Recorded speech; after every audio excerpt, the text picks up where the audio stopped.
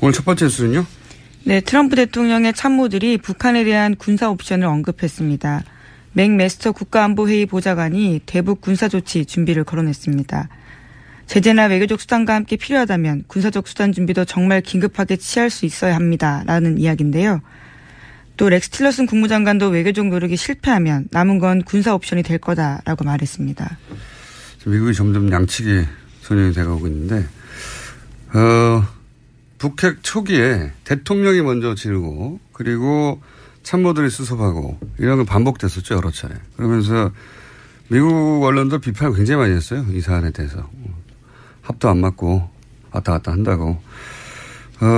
그런 비판 때문에 이제 전략을 바꾼 것 같아요. 참모들이 압박을 하고 트럼프 대통령은 입 다물고 있고 전략으로 바꾼 것 같습니다. 이 목적은 사실은 같죠. 지금 중국을 압박하고 아마 유엔 총회 있기 직전에 그래서 갑자기 튀어나와서 네, 굉장히 강한 메시지를 내고 있습니다. 네. 총회를 앞두고요. 중국을 압박하는 메시지를 내고 있는데 이와간 그 수행 전략이 다소 바뀌었다. 네, 이제는 참모가 이 역할을 하고 대통령은 이걸 당하고 있다. 이건 뭐 다른 미 행정부였다면 당연히 이렇게 했을 것을 이제야 이제 이런 모양을 갖추고 있습니다. 네. 그런 뉴스고요. 자, 다음 뉴스는요. 네, 정의용 청와대 안보실장이 독일 주간지 슈피겔과 인터뷰했습니다. 한미일이 제2의 한국전쟁 발발 가능성에 대해 우려하고 있지만 문재인 정부는 이런 사태에 이르지 않게 할 것이다 라고 밝혔는데요. 또 화해를 목표로 한 문재인 정부의 대북 정책이 실패한 것은 아니다 라고 밝혔습니다. 3박 5일간 미국 순방길에 오른 문재인 대통령을 대신해서 대화를 통한 북핵 해결 가능성을 다시 한번 강조한 겁니다. 미국의 중국 압박용 메시지하고 그에 대해서 또 안보실장은 독일 주간지하고 슈피겔 유명한 주간지죠. 정반대의 목소리를 내고 우리는 그런 일을 하도록 하지 않을 것이다. 그런 일들이 지금 있습니다. 유엔 총회 전후로 하여. 자, 다음 뉴스는요. 네, 청와대가 어제 트럼프 미국 대통령의 트위터 내용을 오역해서 보도한 일부 언론에 대해서 공개적으로 강한 유감을 표시했습니다. 청와대 핵심 관계자는 일부 언론사에서는 정정을 한 것으로 알고 있지만 일부 언론사에서는 그 과정에 대한 설명도 없이 어제 아침까지 보도가 그대로 계속됐다는 것에 대해서 굉장히 유감스럽게 생각한다라고 밝혔습니다. 어제 저희가 방송에서 언급했던 내용인데, 예. 북한에서 지금 물자가 부족해서 주유소 앞에 긴 줄이 만들어졌다. 네. 이게 이제 석유파동 때 나온 표현으로 제가 알고 있어요. 그 이후로 이제 항상 쓰던 관용적인 표현인데 어려운 표현도 아니고.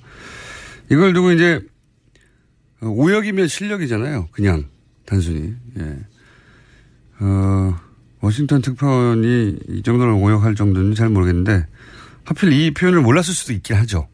예. 그래서 의도냐 아니면 의도치 않은 오역이냐 는 제가 잘 모르겠는데 한 가지 비교적 분명하다고 보여지는 것은 뭐냐면 이 기사를 쓴 기자는 적어도 문재인 대통령의 안보관을 의심하는 사람이다 라고 생각이 드는 게 이 문장 하나만 달랑 나왔는데 long line forming in North Korea 하나만 나왔는데 트럼프가 문재인의 러시아 사업잔 송유한 사업잔을 끌어들여서 트럼프가 못마땅해야 한다는 상상까지 이어진 거잖아요. 예. 그래서 한미공조가 안 되고 있다는 뉘앙스인데 이런 상상력은 그냥 나오는 건 아니거든요. 예. 이런 말을 했어. 그럼 또 틀림없이 뭔가 잘못했을 거야 라고 머릿속에 있었던 거죠. 적어도. 그러니까 요 문장 하나에서부터 시작해서 러시아도 나오고 트럼프의 심기가 불편하다는 얘기도 나오고 쭉쭉 상상력이 나와서 문장 하나로 기사가 나온 거 아닙니까? 전체. 네. 대형 오보를 양산한 네. 거죠. 쓴 기자분은 문재인 대통령의 안보관을 의심하는 혹은 뭐 못마땅해 하는 부분이 적절하 있는 것 같다는 추정을 해보고요. 근데 과거에는 이런 거 일부러 그랬어요. 예전에 유명한 사례가 조선일보에 있죠. 인터넷 없던 시절에 예. 주요한 외신 보도를 왜곡해서 그 문장 한두 개를 가지고, 예, 뒤바꿔서, 김대중 전 대통령 시절에. 그리고 잘했습니다. 그때 인터넷이 없으니까, 혹은 뭐 인터넷이 아주, 연결이 잘 안 되거나, 또는, 가입을 해야 해당 기사를 읽을 수 있구나. 그럴 경우에 접근도가 굉장히 낮았을 경우에 외신을 살짝 뒤틀어서 보도한 경우 정말 많았어요. 그거 찾아내는 게 제가 전문이었거든요. 자, 다음 뉴스는요. 네, 박근혜 정부에서 45년 된 중고 미군 헬기를 구입하면서 1,500억 원을 썼다라는 JTBC 보도가 나왔습니다. 이 헬기 한 대 가격이 58억 원인데요. 운영 부대까지 합치면 사업비가 총 1,500억 원에 달한다고 합니다. 심지어 지난달 합동참모본부 회의에서 성능 개량을 해도 수명을 담보할 수 없다면서 개량 사업에서 배제하기로 결정됐다고 하는데요. 산지 3년 만에 나온 결정입니다.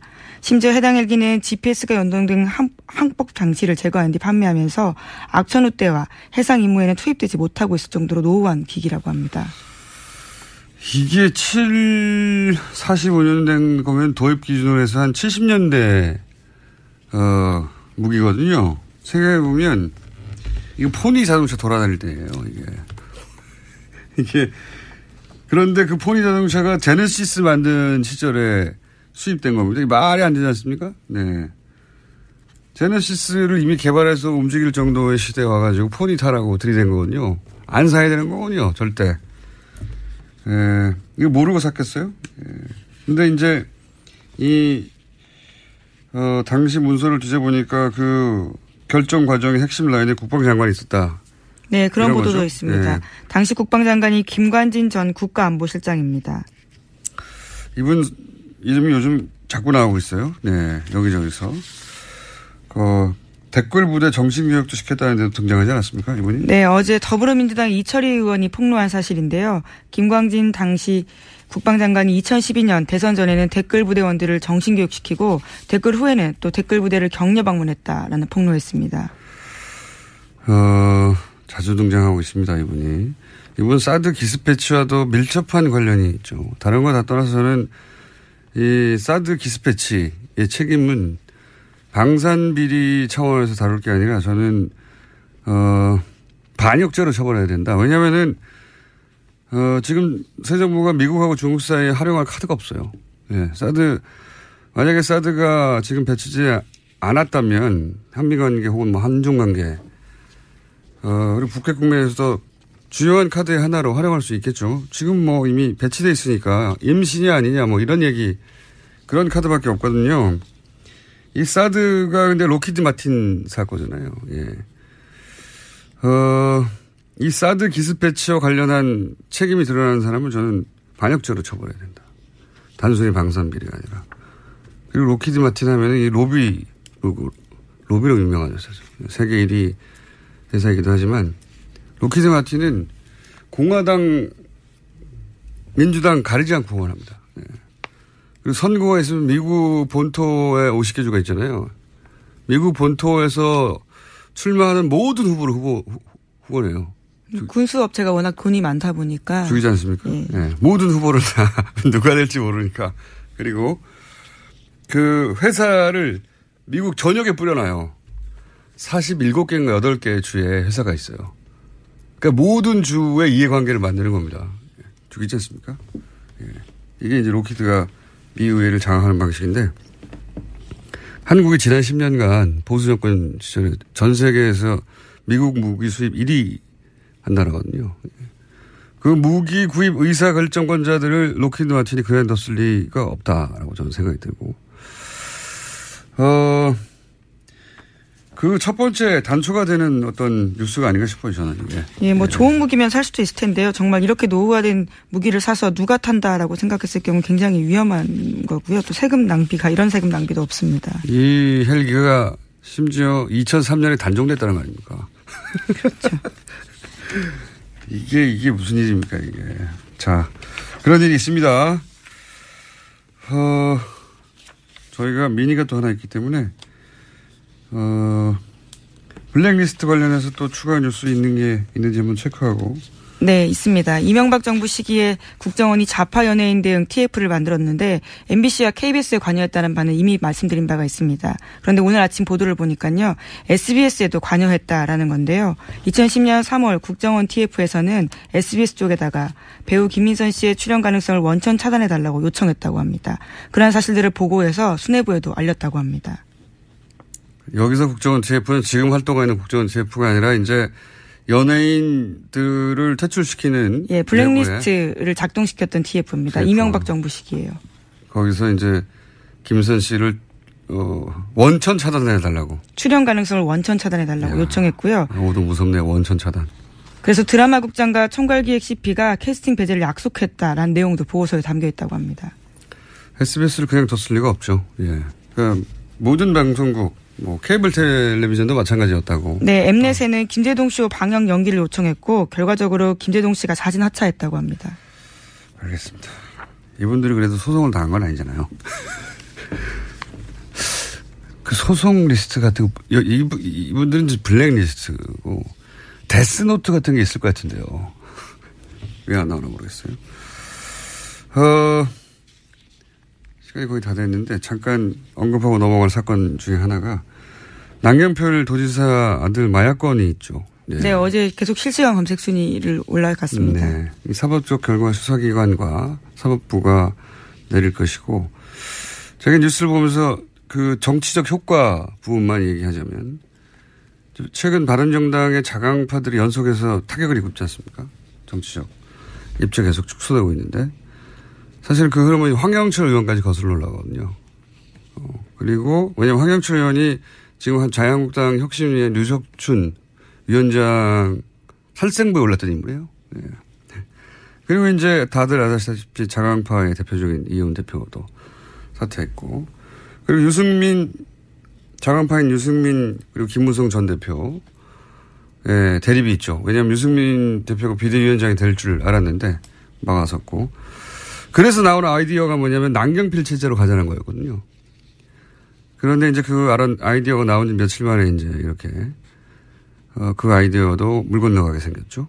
이게 이제 이런 흐름이 우연인지 아닌지는 제가 증거가 없어서는 모르겠으나 적어도 자유한국당으로의 바른정당 흡수통합 혹은 내지는 개별 입당 가능성이 이전보다 상당히 높아졌다. 저는 정치 효과는 그렇다 봅니다. 자, 여기까지 하고요. 저희 이제 영장 해설 전담 판사이자 심심하면 등장하시는 분입니다. 지난 시간에 저희가 마무리 제대로 하지 못하는 게 있어서 짧게 이정열 전 부산 판사님 전화 연결합니다. 안녕하십니까? 네, 안녕하십니까? 지난 시간에 저희가 잠시 연결했을 때 그 김명수 대법원장 청문회에서 등장한 질의 중에 이 질의는 어떻게 알았을까 하는 대목들이 있었거든요. 네. 네. 제가 짧게 하나만 들려드리겠습니다. 김영현 현 법무비서관이 인천지방법원 판사 재직 시절에 사표를 냈는데 수리가 늦어지자 후보자께서 법원 행정처의 모 고위 간부에게 전화를 해서 왜 사표 수리가 늦어지느냐, 도대체 이유가 뭐냐라고 압력성 전화를 했다. 장제원 의원의 질의 과정에 나온 건데요. 이게 일반 법관 혹은 법관은 모르겠고 더욱더 입법부의 의원이 알 수 있는 내용입니까 이게? 뭐 입법부 의원뿐만 아니라 누가 알겠습니까? 어떤 통화를 했고 전화를 했고 뭐 그런 사실을 뭐 통화 당사자 아니면 알 수 없는 거겠죠, 그거는. 더 나아가서 이제 법원 행정 이게 인사 관련인데요, 그죠? 네. 예, 법무비서관의 사표 수리가 제대로 안 되고 있었다는 사실은 이게 사실인지 아닌지 모르겠지만 그런 일 있었다 하더라도 그걸 알 수 있는 곳은 법원 행정처밖에 없는 거 아닙니까? 그렇죠. 지금 장제원 의원도 얘기를 했지만 법원 행정처의 고위 간부에게 전화를 해서라고 했지 않습니까? 그러면은 법원 행정처 고위 간부일 거 아닙니까? 누군가 적어도 법원 행정처의 정보를 자유한국당에 준 거 아닙니까? 이게 지금 그것뿐만 아니라 상당히 의심이 가는 부분이 상당히 좀 많은데요. 네. 그러니까 지난번에 그 말씀 주셨을 때 제가 뭐 좀 특별히 의심이 가는 사람이 있다라고 말씀드렸었잖아요. 네네. 그 의심의 근거는 뭐였나요? 그분이 맡고 있는 법원 행정처 내 업무가 있고, 그다음에 여러 가지 지금 청문회 과정에서 나온 이제 공장장님께서 지적하신 대로 당사자가 아니면 알 수 없거나 네. 법원 행정처가 아니면 알 수 없거나. 예를 들면 이런 거거든요. 전국 법관 대표자 회의의 내용을 알고 있다든가, 혹은 인권법, 우리 법학회 몇 명씩 있냐, 이것도 알고 있고, 법원장 네, 회의 그렇죠. 내용도 알고 있고. 그렇죠. 그리고 심지어 또, 말씀 죄송한데, 심지어 그 주광덕 의원의 그 얘기 중에 이런 얘기도 나와요. 9월 3일 날 이 김명수 대법원장 후보자가 인사청문회 준비를 하기 위해서 이제 별도의 사무실을 꾸려가지고 준비를 하고 있는데, 네. 9월 3일 날 인사청문회 준비 사무실로 법관들이 몇 명 방문을 했다고 합니다. 네. 그 방문한 사람이 누구인지도 알고 있더라고요. 대단하네요. 네. 제가 이 사안에 대해서 다시 한번 여쭤보려고 한 이유는 뭐냐면, 예. 그 김명수 대법원장 임명을 막기 위해서 법원 내 누군가가 특정 정당과 결탁했다. 이거는 사실은 입법부, 사법부의 상권 분립에도 어긋날 뿐만 아니라 그런 정보를 누군가 법원 행정처 양승태 대법원장 체제 하에서 줬다면 그건 큰 문제 아닌가요? 일단 공무상 비밀 누설이 될 수 있고 형사범죄가 될 수 있고, 그다음에 지금 이런 그 직무상 알게 된 비밀을 누설했기 때문에 그 과정에서 나오는 거 당연히 징계 사유가 되고요. 그 여기에 대해서 또 주광덕 의원이 상당히 의미심장한 얘기들을 많이 합니다. 지금 제 국회 속기록을 가지고, 회의록을 가지고 말씀을 드리고 있는데요. 네. 여기에 보면은 지금 법관들로부터 얘기를 듣고 있다. 법관들로. 이런 얘기를, 예. 그리고 그 다음에 그 공장장님께서 말씀하셨던 전국 법원장 회의가 있는데요. 네. 그때 법원장 회의 때 회의록이 있냐 없냐를 가지고 그 청문회 초반에 상당히 여러 공방이 오갔었거든요. 네. 근데 결국은 이제 회의록은 없다라고 그 법원행정처 기획조정실장이 얘기를 합니다. 그래서 아마 없는 것 같아요. 그리고 다만 이제 주광덕 의원이 뭐라고 얘기를 하냐면 여기에 관해서 계속 이제 녹음 파일이 있다는 얘기를 하거든요. 녹음 파일. 예, 그러니까 이 기조실장이 뭐라고 얘기를 하냐면 회의록은 작성을 하지 않는데, 근데 다만 그때 그 보고서를 만들기 위해서 심의관이 비공식적으로 녹음을 하기는 했다. 메모도 하고. 녹음한 사람이 좋네요. 자, 판사님, 저는 굉장히 그렇게는 말 못해요. 저는 중요한 문제라고 생각하는데 아무도 거론하지 않아서 다시 한번 짚어봤고요. 오늘은 여기까지 해야 될 것 같습니다. 민이어서. 네. 다시 한번 시간을 마련하겠습니다. 저는 이 문제가 중요한 문제인 것 같아서요. 저도 그렇다고 생각합니다. 오늘 말씀 감사합니다. 예, 안녕히 계십시오. 이정열 판사였습니다. 안보실장은 독일 주간지하고 슈피겔 유명한 직원이죠. 정반대의 목소리를 내고 우리는 그런 일을 하도록 하지 않을 것이다. 그런 일들이 지금 있습니다. 유엔 총회 전후로 하여. 자, 다음 뉴스는요. 네, 청와대가 어제 트럼프 미국 대통령의 트위터 내용을 오역해서 보도한 일부 언론에 대해서 공개적으로 강한 유감을 표시했습니다. 청와대 핵심 관계자는 일부 언론사에서는 정정을 한 것으로 알고 있지만 일부 언론사에서는 그 과정에 대한 설명도 없이 어제 아침까지 보도가 그대로 계속됐다는 것에 대해서 굉장히 유감스럽게 생각한다라고 밝혔습니다. 어제 저희가 방송에서 언급했던 내용인데, 북한에서 지금 물자가 부족해서 주유소 앞에 긴 줄이 만들어졌다. 네. 이게 이제 석유 파동 때 나온 표현으로 제가 알고 있어요. 그 이후로 이제 항상 쓰던 관용적인 표현인데 어려운 표현도 아니고. 이걸 두고 이제 오역이면 실력이잖아요. 오늘 첫 번째 뉴스는요? 네, 트럼프 대통령의 참모들이 북한에 대한 군사 옵션을 언급했습니다.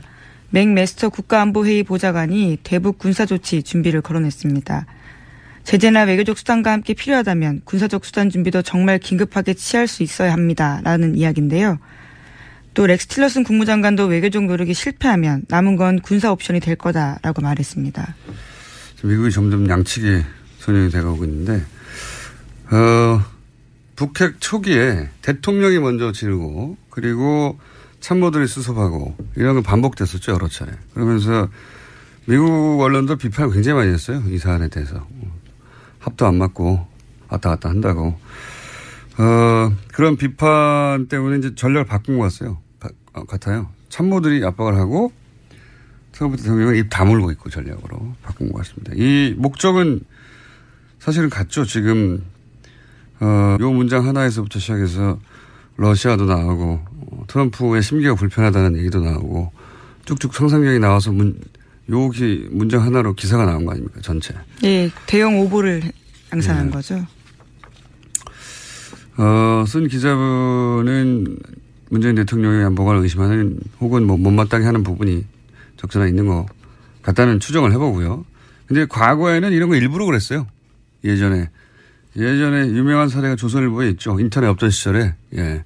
주요한 외신모들을 왜곡해서, 그 문장 한두 개를 가지고, 예. 뒤바꿔서, 김대중 전 대통령 시절에.